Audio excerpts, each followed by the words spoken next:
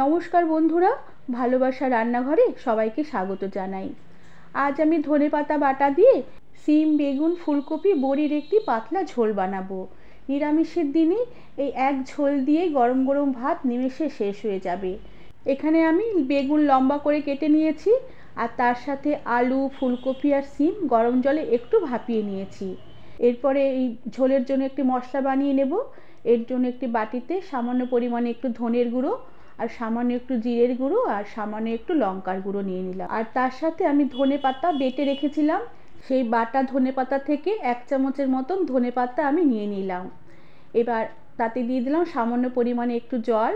এবার সমস্ত গুঁড়ো মশলা, ধনেপাতা বাটা একসাথে বেশ ভালো করে জলের সাথে একটু মিশিয়ে নেব, যাতে মশলায় কোনো দানা দানা না থাকে। আর এরপরে বেশ কিছুক্ষণ এই গুঁড়ো মশলাগুলো জলে ভিজতে দেব। এরপরে আমি রান্নাটা শুরু করব।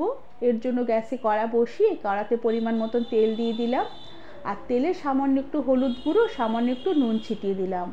এবার প্রথমে আমি বেগুনের টুকরোগুলোকে ভেজে নেব। এর জন্য বেগুনের টুকরোগুলোকে তেলে দিয়ে দিলাম। এবার বেগুনের টুকরোগুলোকে তেলে একটু নেড়েচেড়ে নিয়ে একটু ভালো করে লাল লাল করে ভেজে নেব। আর কিছুক্ষণ নেড়েচেড়ে নেবার পরে বেগুনের টুকরোগুলো বেশ ভালো লাল লাল হয়ে আসলে আমি কড়া থেকে তেল ছেঁকিয়ে উঠিয়ে রেখে দিলাম। এরপর কড়ার যেটুকু তেল আছে ওই তেলেই আমি ভাপিয়ে নেওয়া ফুলকপি, আলু আর সিমের টুকরোগুলোকে দিয়ে দিলাম। আর কড়ার তেলেই নুন আর হলুদ গুঁড়ো দেওয়া আছে, তাই আর আলাদা করে নুন আর হলুদ গুঁড়ো দেবো না। এবার কিছুক্ষণ বেশ ভালো করে নেড়েচেড়ে আমি এই ফুলকপি, আলু, সিম একটু নেড়েচেড়ে নেব। আর নাড়তে নাড়তে সবজিগুলো বেশ ভালো করে লাল লাল হয়ে ভাজা হয়ে আসলে প্রথমে আমি সিমগুলোকে কড়া থেকে তুলে নেব, কেননা সিমগুলো বেশ ভালোই ভাজা হয়ে গেছে। এর থেকে বেশি ভাজলে সিমগুলো কালো হয়ে যাবে। সিমের টুকরোগুলোকে তুলে নিয়ে আলুর টুকরোগুলোকে কিছুক্ষণ নেড়েচেড়ে নিয়ে তুলে নিলাম। আর এরপরে আমি ফুলকপির টুকরোগুলোকে আরও কিছুক্ষণ নেড়েচেড়ে আরও একটু লাল লাল করে ভেজে নেবার পরে ফুলকপির টুকরোগুলোকেও কড়া থেকে তুলে নিলাম। এরপর কড়াতে আবারও অল্প করে একটু তেল দিয়ে দিলাম। তেল হালকা গরম হয়ে এলে আমি বেশ খানিকটা কালো জিরে ফোড়ন দিলাম। ফোড়ন হয়ে গেলে আমি তার সাথে কয়েকটা চেরা কাঁচা লঙ্কা দিলাম, আর সাথে কয়েকটা বিউলির ডালের বড়ি ফোড়ন দিলাম। এবার সমস্ত ফোড়নগুলোকে কিছুক্ষণ একটু নেড়েচেড়ে নেব।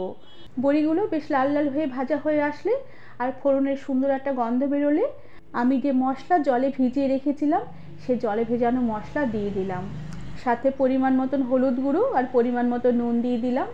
এবার এই সমস্ত মশলাগুলোকে কিছুক্ষণ নেড়েচেড়ে একটু কষিয়ে নেব, যতক্ষণ না মশলার যে বাড়তি জলটুকু শুকিয়ে মশলা থেকে বেশ ভালোভাবে তেল সেপারেট হয়ে আসে। কিছুক্ষণ এভাবে মশলা নেড়েচেড়ে নেবার পরে মশলা থেকে তেল সেপারেট হয়ে আসতে শুরু করলে প্রথমে আমি ভেজে রাখা আলু আর ফুলকপিগুলোকে মশলায় দিয়ে দিলাম। এবার সামান্য একটু জল দিয়ে দিলাম, তবে এখানে গরম জলই দিতে হবে। আর জল দিয়ে মশলার সাথে ফুলকপি, আলুগুলোকে একটু নেড়েচেড়ে নেব। এরপরে আমি কিছুটা মটরশুঁটি ছাড়িয়ে রেখেছিলাম, সেই ছাড়ানো মটরশুঁটি দিয়ে দিলাম। এরপরে ঢাকা দিয়ে রেখে গ্যাসের আঁচ মিডিয়ামে রেখে কিছুক্ষণ আমি রান্না হতে দেব।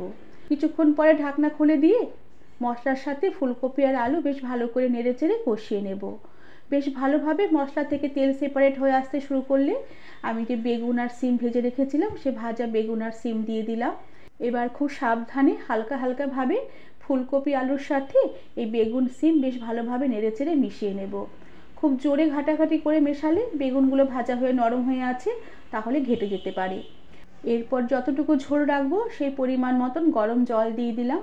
আর ফুল ফ্লেমে ঝোল কিছুক্ষণ ফুটিয়ে নেবার পরে গ্যাসের আঁচ কমিয়ে দিয়ে ঢাকা দিয়ে রেখে কিছুক্ষণ আমি এই সবজিগুলো সেদ্ধ হওয়ার জন্য রান্না হতে দিলাম। কিছুক্ষণ পরে ঢাকনা খুলে দিলাম। ঝোল বেশ অনেকটাই ঘন হয়ে এসেছে আর খুব সুন্দর একটা গন্ধ বেরোচ্ছে, আর সবজিগুলো বেশ ভালোভাবে সেদ্ধ হয়ে গেছে। এবার আমি গ্যাসের আঁচ বন্ধ করে দেব।